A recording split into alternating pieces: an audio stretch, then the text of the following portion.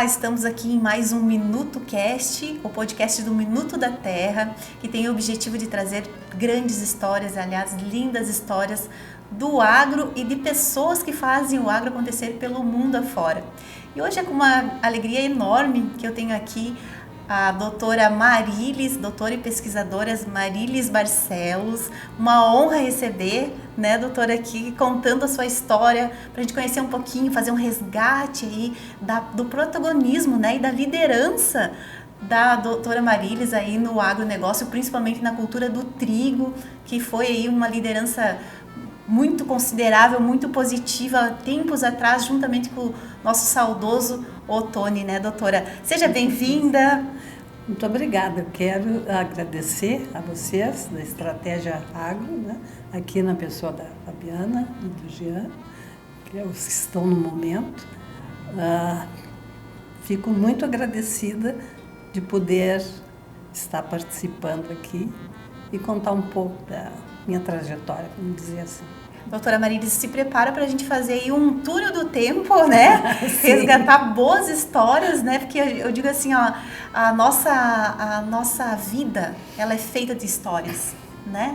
E como é bom eu tô adorando fazer o Minuto Cast, conhecendo várias histórias aí de pessoas que a gente nem imaginava, porque a gente sempre conhece a pessoa mais no lado profissional, né? Mas assim, cada lado profissional tem a sua história pessoal e essa história pessoal às vezes faz uma diferença tão grande nas nossas vidas, não é mesmo? Com certeza, né? Isso vem desde da infância, né? Exato. Como a gente como teve a oportunidade, né, de ser criada. E o ambiente em que vivia, falando no início, né? Para que depois a gente tenha potencial, né? É verdade, para a gente se desenvolver, né? Aonde se resolve atuar, né? Verdade. Doutora Marilis, eu estava conversando antes com a senhora e fazendo um resgate, até estava procurando na internet quais eram os dados, né? Mas antigamente, aliás, depois da Segunda Guerra Mundial, quem realmente tomou a frente de grandes áreas, né, de diversos setores, principalmente na Europa, foi a mulher. E no agro não foi diferente. Eu queria que a senhora me trouxesse um pouquinho da sua visão lá atrás, como que a Marilis, né, se tornou pesquisadora, principalmente no setor do agro, como que eram esses desafios lá atrás, e principalmente da mulher nessa entrada nesse mercado. Eu resolvi fazer o curso de agronomia em Pelotas, na Eliseu Maciel, e na ocasião eram 120 alunos no primeiro ano, e nós éramos 12 mulheres.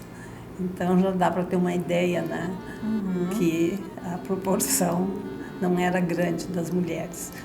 Mas persistentes, né, conseguimos atuar.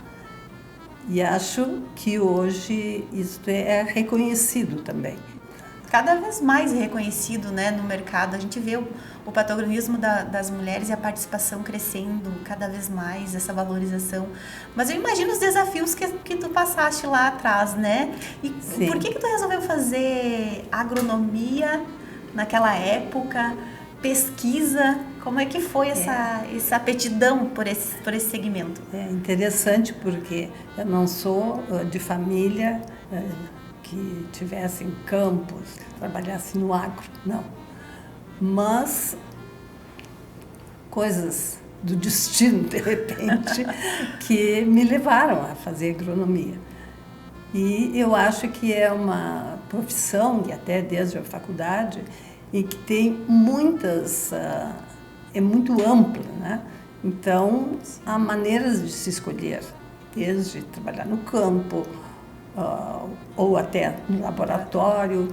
E assim, eu fui começando em Pelotas, depois vim para Passo Fundo pela profissão. Aí, mais recentemente já fazem 30 anos, mais de 30, mas criamos a empresa, OR Sementes, junto com meu marido, Ottoni Rosa, e aqui me estabeleci. Tive minhas filhas, minhas e do Ottoni, aqui em Passo Fundo, e hoje é meu lar de sempre. Sim. Quantos anos a senhora tinha quando iniciou lá na agronomia? Eu comecei os estudos mais ou menos cedo, sempre fui muito comprometida, muito dedicada. Então, eu me formei em 67, na agronomia, né? E comecei aqui em 75, e tu falaste sobre desafios, né? Uhum. Sim. Como era considerada anteriormente uma profissão mais para homens, então eu tive que enfrentar algumas dificuldades que para mim, felizmente, eu sou corajosa, então não me afetaram mesmo.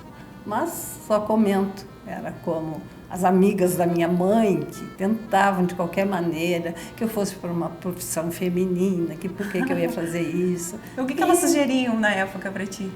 Eu acho que era o normal ser professora. Verdade. O normal tinha o científico e o normal. O normal era letras e o científico das ciências mesmo, saúde, de agro, etc. E eu já comecei estudando um curso científico, então que eu era mais para este lado mesmo, né? Já tinha essa tendência. E o que tu sentia quando as amigas da tua mãe lhe diziam isso? Eu não... Me dava talvez até mais vontade de fazer, não por ser implicante, vamos dizer, mas eu não via, não considerava correto pensarem dessa forma, né? E olha aí, né? E o destino te trouxe aí, fazendo um movimento, digamos assim, até de liderança, né? Junto com o Dr. Eutônio. Sim, sim. Principalmente no trigo, né? Que ele foi um dos protagonistas dessa organização da produção de semente no Brasil, né? É verdade. Ele trabalhava antes em Pelotas e sempre foi muito idealista, mas também trabalhador. Ele idealizava e corria atrás trabalhando, né, para conseguir. Então, na parte essa de organização de sementes cooperativas, ele inicialmente trabalhava com um melhorista, Dr. Adi Raul da Silva, que sempre foi assim uma pessoa que a gente tinha muito respeito. Hoje ele é falecido também. Então, o Ottoni via que ele era muito bom como melhorista, mas ali ficava material. Então, foi preciso, e aí o Ottoni teve uma participação importante de fazer esse material que era criado, ter, então, um destino, né? Aí que ele começou com as cooperativas, e o que foi o que temos até hoje, né? Então, foi bastante importante nesse ponto, né? Até porque, né, se a gente... É que nem conhecimento, né, doutora? Se a gente... O que é o conhecimento se a gente não compartilhar ele? Não é? Com certeza. E eu quero voltar um pouquinho. A senhora falou ali das amigas da sua mãe. E a sua mãe, como é que foi esse incentivo? Teve um incentivo? Ou teve também essa questão, não, minha filha, não faz essa profissão? Como é que foi? De jeito nenhum. A minha mãe era muito aberta, assim. Ela sempre incentivava coisas novas, Olha né? só. E era muito habilidosa, assim, tanto na parte de habilidades manuais, como a habilidade assim, de pensamento, de realização. Então, foi muito importante que ela sempre me apoiou, né? Que fizesse o que eu achava que seria bom. Isso era em todos os sentidos, na profissão, na vida em geral. Então, olha só de onde vem, né, essa liderança e essa vontade de fazer algo diferente, né? Sim. Porque naquela época, eu acho que até hoje a gente vê, como tu disse, assim, o agro, ele tem, eu sempre digo, é um mundo dentro do agro, né? Tem 1000 possibilidades. Mas naquela época, era que nem tu disse, era a escolha para a mulher era mais ciências ou letras, né? E eu acho que no agro também não tinha assim a gente não tinha tanto essa visão das possibilidades, Sim. né? Como a gente vê hoje. E o que te levou, o que você acha que levou a fazer a pesquisa? Qual que foi assim o fator decisivo que disse, não, eu quero fazer exatamente isso mesmo? Eu tive muitas oportunidades assim que me encaminharam para a pesquisa. Primeiro, eu tive uma bolsa em que eu fui para o interior de São Paulo, foi a primeira atividade assim, Com quantos anos? Não, eu já estava formada já na agronomia, né, já era agrônoma, mas foi o meu primeiro salário.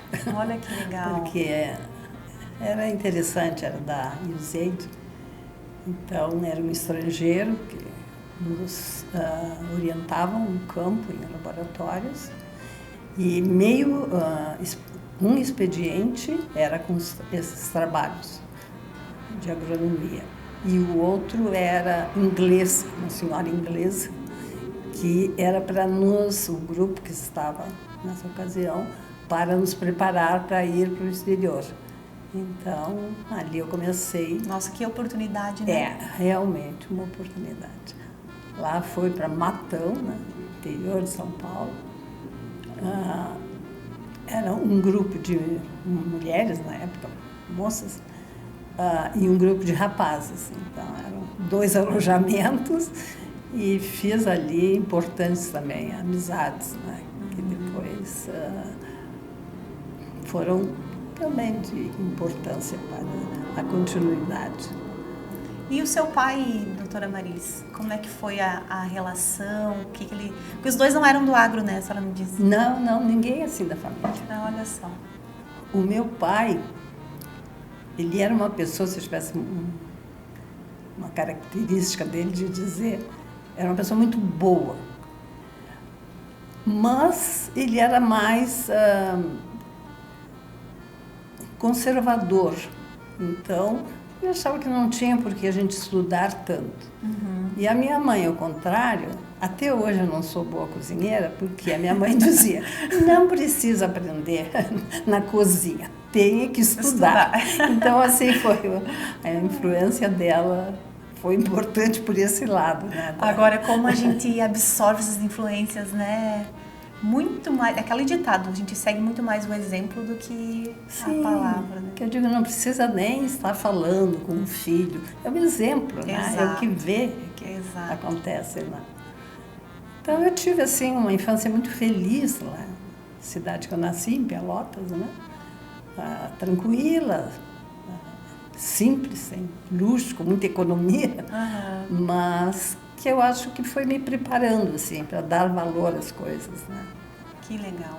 E tive as oportunidades de nunca paguei nenhum estudo, sempre estudei em colégio municipal, até científico, como eu comentei, que era já um nível intermediário, né? E depois agronomia também, que não é paga federal, né? Então, assim, foram oportunidades que eu digo, eu tive, vamos dizer, sorte nesse sentido, porque sem nenhum gasto, eu estava em colégios e depois em faculdade, assim, com excelentes professores, porque era municipal, mas os professores foram pessoas assim muito importantes na minha formação. Lembro que eles tinham um salário muito baixo, até tinha um professor que ele tinha um carro, mas ele não andava porque não dava para comprar o combustível para ver, né? Mas eram pessoas assim de muita capacidade, né? E como é importante, né, o professor, assim, a influência, eu digo assim, a influência começa lá na nossa família, né? Essa influência que vai nos formando e vai nos conduzindo a comportamentos, a caráter, né? E depois a segunda maior influência é na escola. Por isso que o papel do professor é tão importante.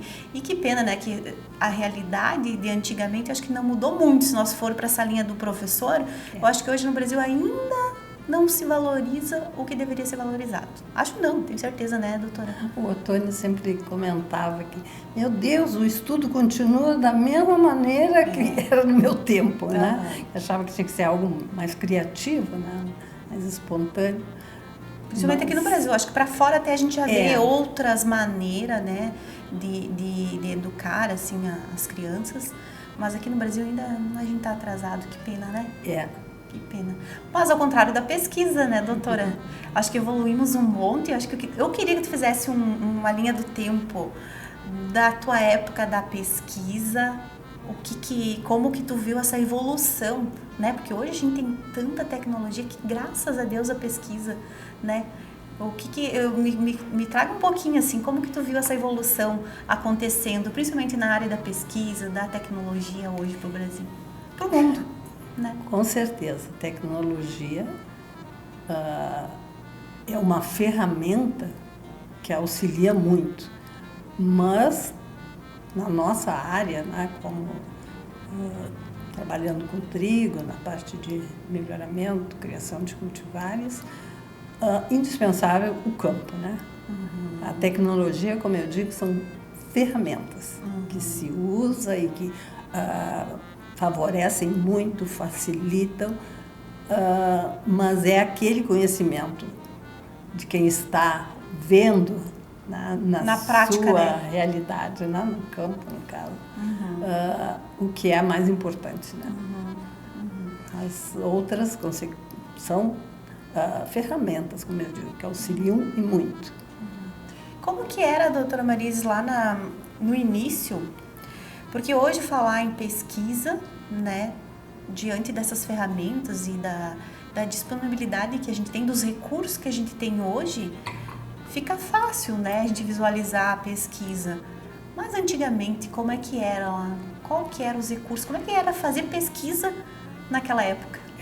Por isso que eu digo, esse tempo que eu estive em São Paulo, no interior de São Paulo, foi importante porque ali se começou, que eu tenho até hoje os relatórios, porque era só relatórios escritos, né, do trabalho que foi feito. Então, havia um trabalho de pesquisa, sendo que o nosso supervisor era estrangeiro. Então, ali começou. E a pesquisa, assim como o trigo, eu tenho muita sorte. São viciantes, né? Sim. Quem trabalha em pesquisa, que continuar trabalhando em pesquisa, isso aí eu acho que é importante.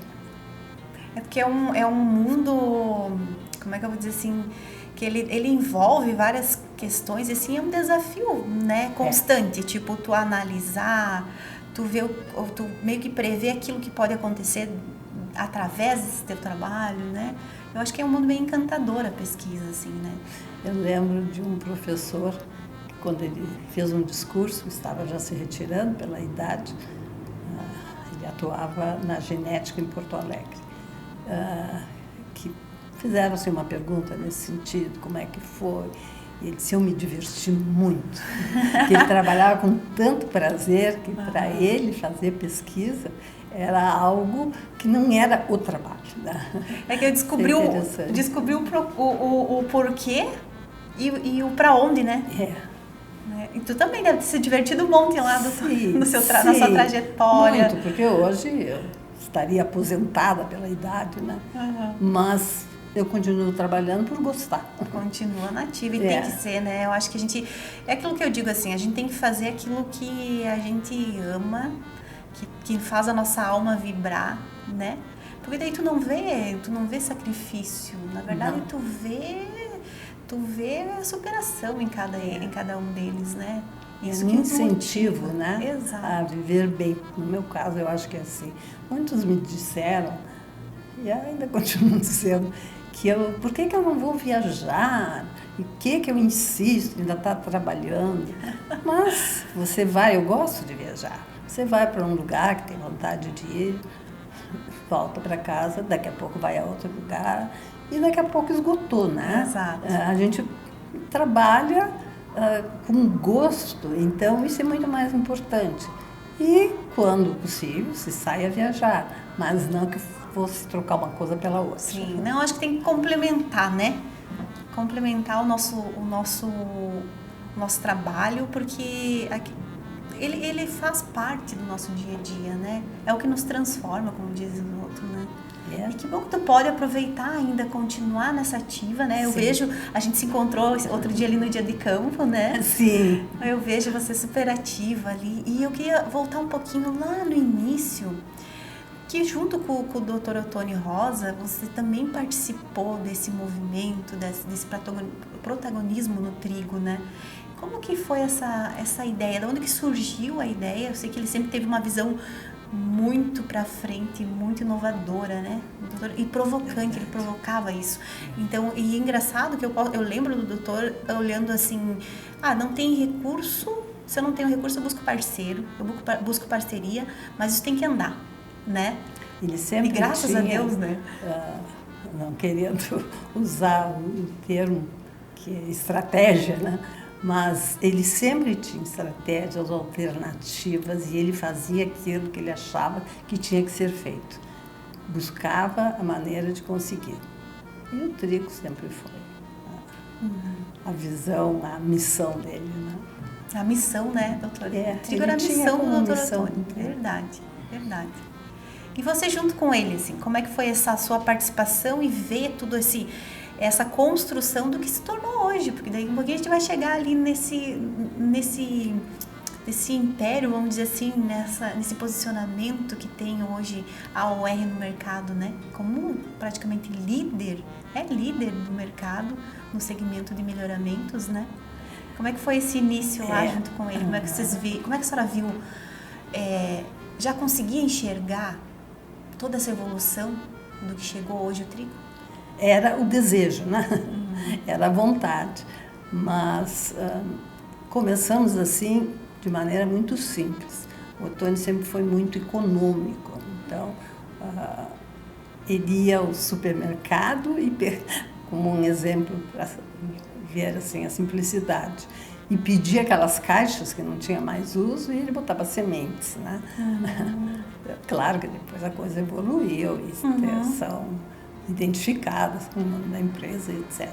Mas para ver como é possível fazer, né, com muito pouco, mas vontade e experiência, porque ele tinha conhecimento, né?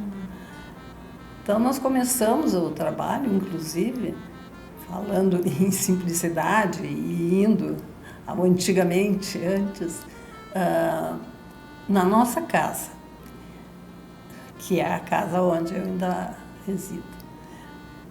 Havia um suporte que seria para uma parreira. Aí ele botou tela ali e botou uns vasos e começou o trabalho. Em casa, contratou uma menina do bairro para fazer algumas coisas que tinham que ser escritas numa mesa na nossa garagem. Então é interessante como a vontade, né? E claro, conhecimento também na área, né? Acontece se a pessoa realmente deseja, né? Ele nos deixa essa mensagem, né? Porque tipo assim, um sonho não é um sonho se tu só sonhar e não tiver atitude e não tiver ação, né? Porque às vezes as pessoas, elas se limitam, mas eu desejo tal coisa. E aí eu fico presa no como, né? E o Dr. Otônio, ele tinha isso, não interessava o como. O como ele ia ajeitando, buscando recurso, buscando parceria, mas o objetivo e o foco dele, que a gente vê hoje presente, né, em cada cultivar, em cada geração de cultivar, né? A gente tá aí com um recorde de trigo.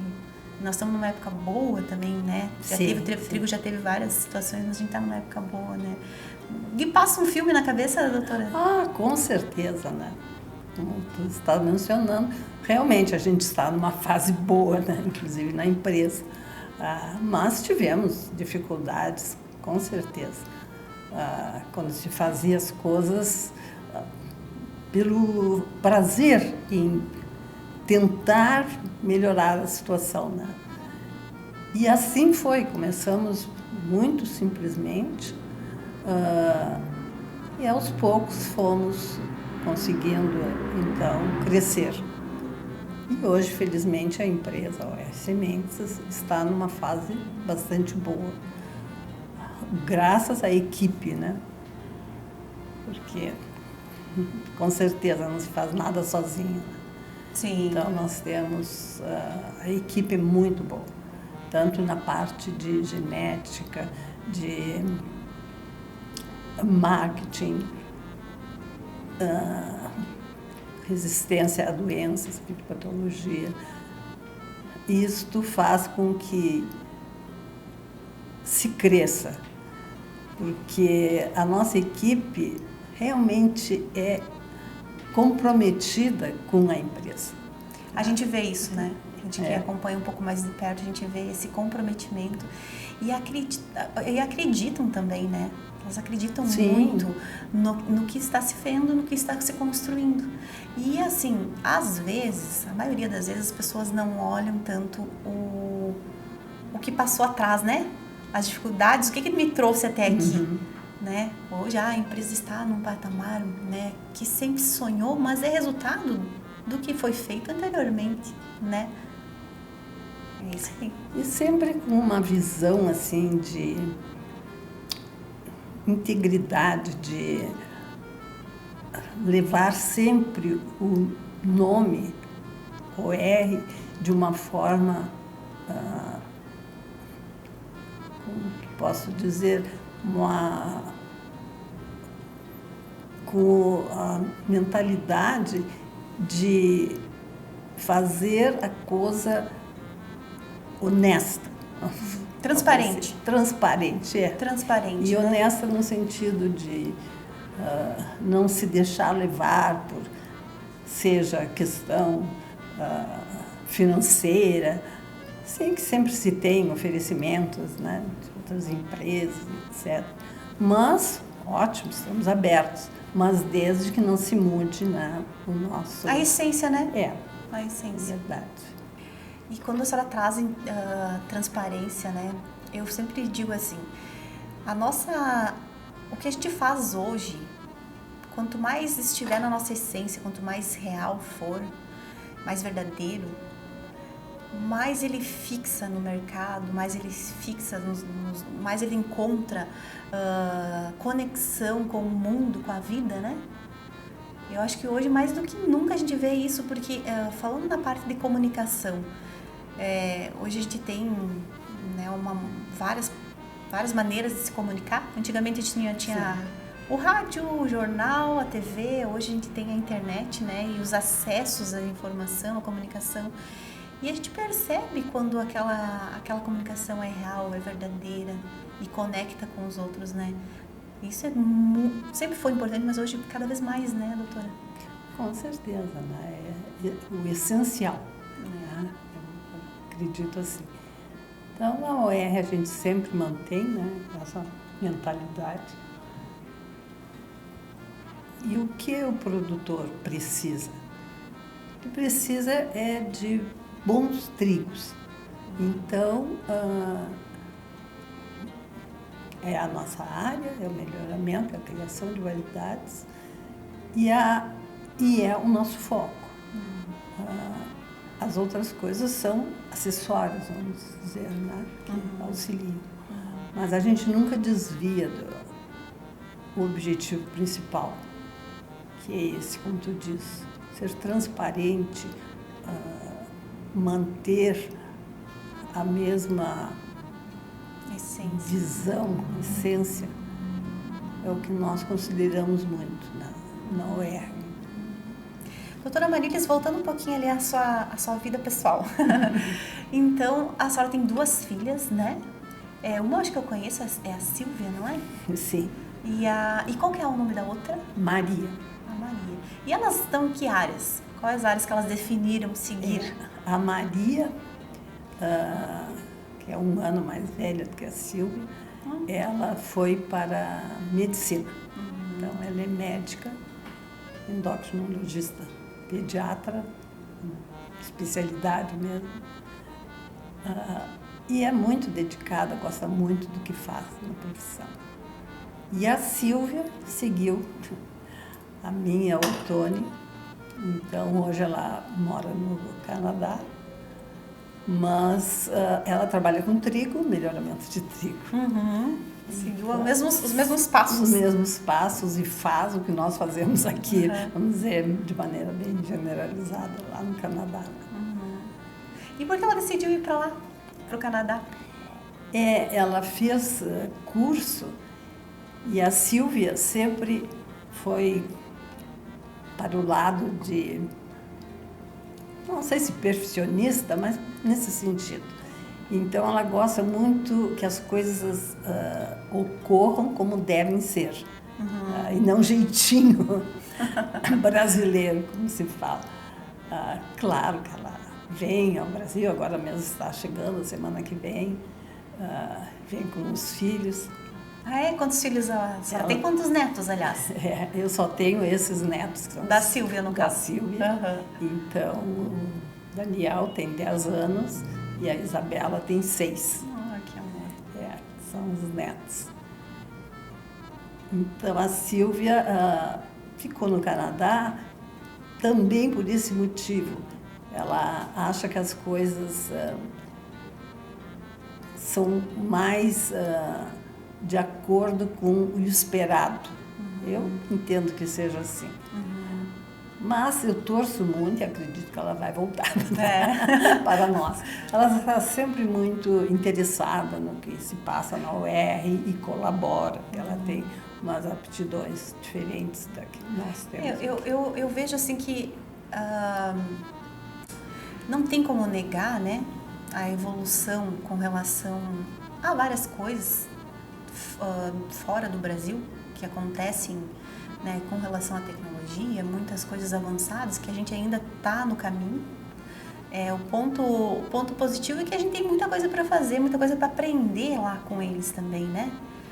E quando a gente consegue olhar para a história, consegue olhar para o nosso vizinho e ver lições que dá com pouco, a gente pode tirar sem precisar passar por essas lições, né?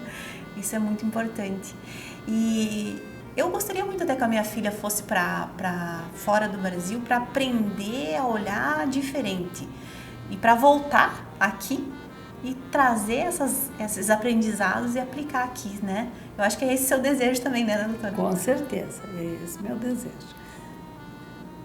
Porque eu estudei nos Estados Unidos, oportunidade, através de uma bolsa, fiz um mestrado em Nebraska, Estados Unidos, e depois o doutorado foi uma mescla. A base era na URGS, na genética, na URGS, Porto Alegre, e o orientador era de Minnesota. Olha só. Então, ele veio aqui várias vezes, a Passo Fundo, eu fui também com a intenção de continuar o trabalho lá com eles. E acho assim, viver no exterior nunca foi a minha ideia. Quero sempre estar no Brasil, não penso em ir. Embora às vezes, por causa de políticos, até a gente pensa, meu Deus, e aí como é que vai ser? Mas não, eu sou muito patriota. E, no caso, eu aconselho, foi difícil quando tinha pouca idade e fui fazer o meu mestrado com uma outra língua, né? Não dominava bem o inglês, então foi bastante assim, desafiador, mas eu recomendo, mesmo com essas dificuldades, como estavas falando, passar um tempo no exterior e até com as dificuldades que acontecem, né? A gente cresce, né? Isso aí é importante. Eu, às vezes, penso em situações assim que vou ter que enfrentar, que acho mais difíceis, e aí eu tenho a lembrança de quando eu estava começando a fazer o meu mestrado lá nos Estados Unidos, o inglês bem fraco ainda, e tive que fazer uma apresentação do que ia ser o meu trabalho, em inglês. Eu lembro que era num ambiente assim, onde tinha doutores, pós-doctor.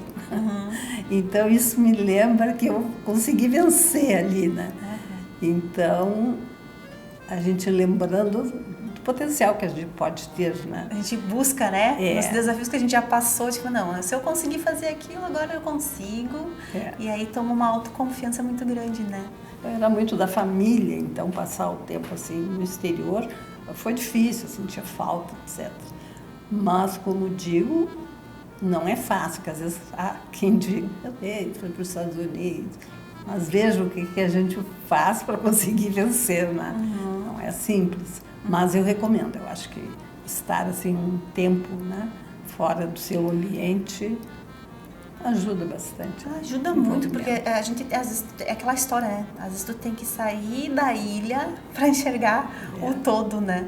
E aí eu gosto muito dessa ideia de que quando tu vai para fora, tu conseguir trazer os aprendizados e aplicar aqui no Brasil. Sim, porque, que nem tu disse, a gente eu ainda acho que a gente ainda tá naquela fase iniciando, saindo do berço, né? Comparado aí à Europa e enfim, que a gente estava comentando no início, onde as mulheres tomaram frente do agronegócio, né? Depois da Segunda Guerra. E a gente ainda é bebê, a gente tem muita coisa para acontecer. E que bom que a gente tem esse sentimento de patriotismo, né? Para lutar realmente para aquilo que vai fazer a diferença, ou aquilo que a gente acredita que vai fazer a diferença. Porque é a nossa terra, né? Então, assim, também vou torcer que a Silvia venha para cá e venha agregar um monte aqui na empresa, né? Doutora Marines, para nós, a gente já se encaminhando aí para o final, eu queria trazer um pouquinho desses avanços no melhoramento genético, né? Até antes eu estava numa reunião ali comentando, disse para o pessoal, antigamente a gente tinha as lagartas, hoje a gente enfrenta, tem que ver quais, a doença é mais a questão do clima ali ou até as plantas daninhas, né? Em função de que não tem mais tanta doença. E no trigo, eu vejo assim esse melhoramento genético aí batendo recordes, já não tendo tantas doenças que antes tinha, giberela, em função de todo esse melhoramento.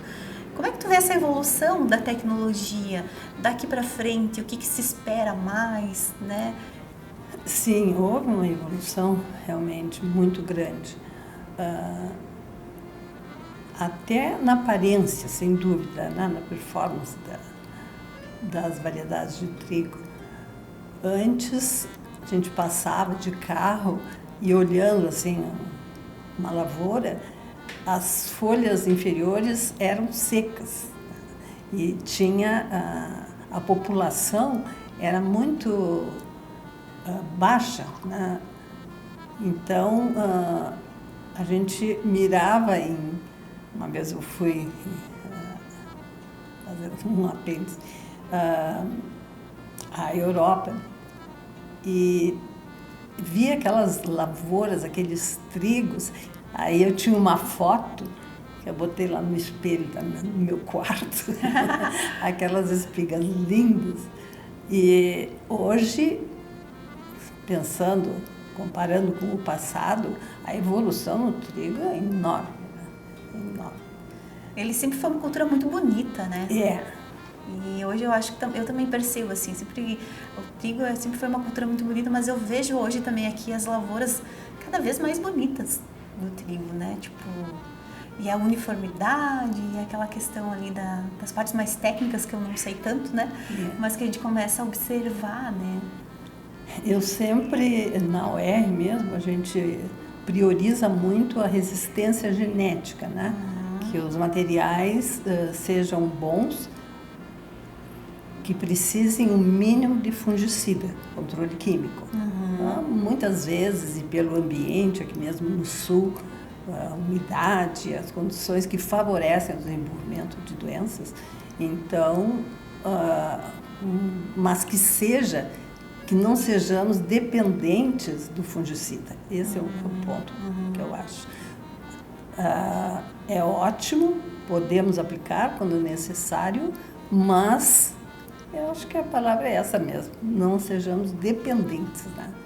De ter, porque senão O fungicida, muitas vezes, a gente sabe, a realidade perde sua eficiência, né? E aí como estaremos, né? Se a gente ficar na dependência. Então isso aí evoluiu muito nessa área. E o aspecto da arquitetura da planta de trigo. Né? E até uma coisa que eu quero até lhe perguntar. A gente, aqui no sul, né, a gente sempre teve a cultura do trigo como uma cultura de intercalação, né, de rotação de culturas, né? O trigo foi uma das principais, principalmente na cultura de inverno, mas eu nunca imaginei que nós íamos ver trigo lá no Cerrado. E aí, a senhora já tinha já imaginava isso, porque eu pensei, nossa, eu nunca imaginei, né, um trigo lá no Cerrado, onde é totalmente diferente. Como é que a senhora viu isso acontecer? Eu sempre acreditei que o trigo sairia da zona tradicional, tanto que em alguns anos o Paraná produz mais do que o Rio Grande do Sul, é um pouco dependendo da safra, né? Mas a ideia que eu tenho é que o trigo vai adquirir uma amplitude geográfica muito grande. Olha só, por legal. Ensaios, assim, experimentos que se vê, há possibilidade.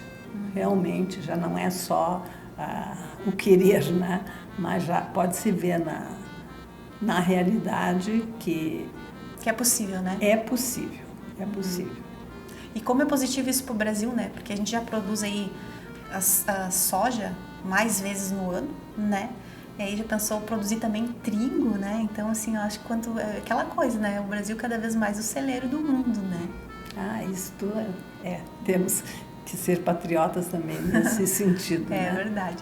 Doutora, e falando um pouquinho do mercado do trigo, né? A gente falou um pouquinho antes que a gente já passou várias questões, assim, questão de política comercial, questão também de várias diversidades, né, que a gente teve aqui no mercado.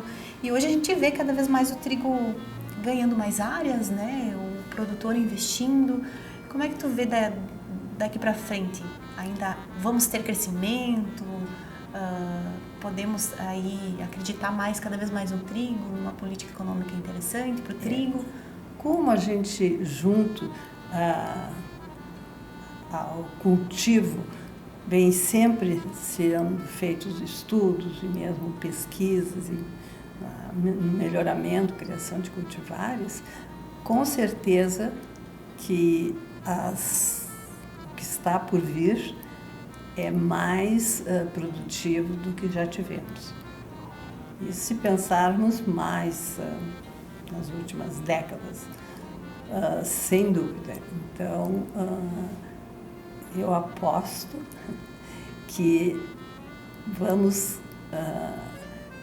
ter o trigo como uma cultura mesmo rentável, porque o que sempre, se olharmos com detalhe, aquele produtor que investe, mas investe não só no sentido de pôr financeiramente valores mais altos, mas que acredita no trigo, porque é um cultivo complexo, né? Então tem que fazer bem feito, não adianta só largar semente, como se diz, né? Então aquele produtor que há muitos anos já vem plantando trigo e que nunca perde, pode assim, um ano menos, né?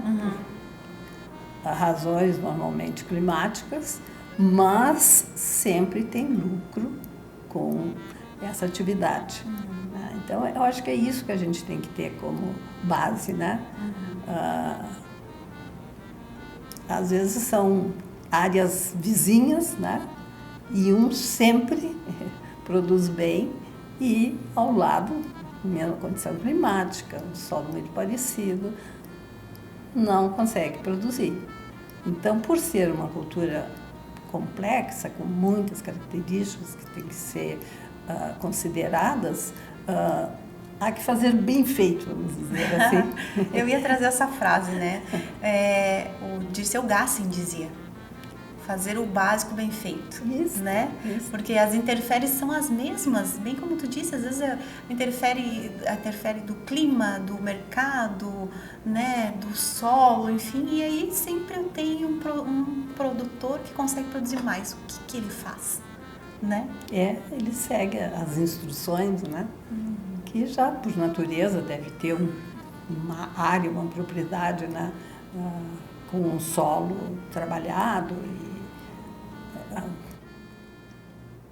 em tudo, né? O capricho é muito importante. A dedicação, né? Quando se trata de uma cultura complexa, como o trigo, então as informações existem. Há que seguir. E cada vez mais a tecnologia está aí para ajudar também, né? Então a gente pode dizer para os produtores que investam no trigo, né, doutora, que a perspectiva é da gente ter cada vez mais lucros e cada vez mais resultados, né?